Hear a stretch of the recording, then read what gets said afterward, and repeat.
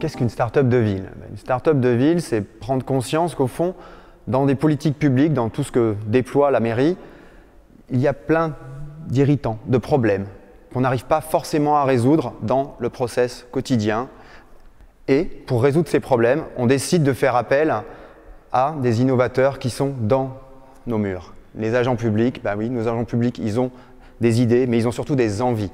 Et donc là, on a la chance d'avoir pu rencontrer une douzaine d'agents publics qui sont porteurs d'idées, qui sont assez fantastiques et que j'espère on pourra développer dans les mois qui viennent. L'idée que j'ai proposée, c'est en rapport avec mon métier.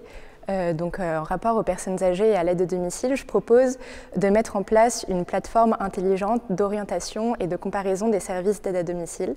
Donc ça concerne toutes les personnes âgées qui habitent à Paris. Aujourd'hui, il y en a près de 500 000 qui, pour la plupart, résident à domicile et souhaitent y rester le plus longtemps possible. Personnellement, j'attends de cette journée de pouvoir exposer une idée innovante auprès d'un jury d'élus et de professionnels. J'attends de pouvoir montrer que les agents de la ville sont force de proposition pour pouvoir améliorer le service public parisien. Mesdames, Messieurs, aujourd'hui je voudrais vous parler d'un secteur d'avenir, le vieillissement de la population. À Paris, il y a à peu près 500 000 seniors qui, pour la plupart, résident à domicile, souhaitent y rester et qui, pour ça, consomment à peu près 3 millions d'heures d'aide à domicile par an. Je suis venu ici pour proposer une innovation dans mon champ de compétences qui est celui de l'appui aux associations et de proposer une solution à des problèmes que rencontrent les associations pour trouver des locaux. C'est un espace en ligne, c'est-à-dire une place de partage où vous avez des possibilités de recherche de locaux sur une page web. Vous fixez le nombre de personnes que vous voulez accueillir dans la salle, vous fixez le type de salle que vous cherchez. C'est un peu le Airbnb des locaux à usage temporaire. Ce qui m'a plu dans le programme, c'est que ça me donne l'opportunité d'aller de l'idée à la réalité, de concrétiser en fait.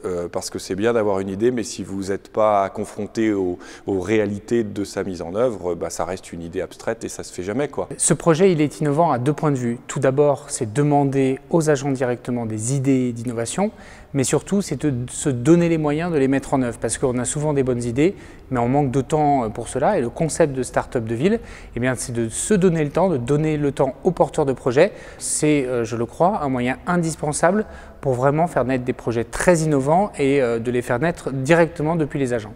Cette innovation ouverte, c'est l'idée d'une plateforme dans laquelle les uns et les autres apportent leur savoir-faire, leurs idées, leurs compétences. On va vous aider en quelque sorte à la développer comme si vous étiez des start-upers. Merci pour toutes les présentations, parce que franchement c'était top et on est très content parce que quand on se lance dans ce genre d'aventure, on ne sait absolument pas ce que ça va donner et là on se rend compte que ça répond à un vrai besoin. Ça prouve que ces start-up de ville, elles sont utiles.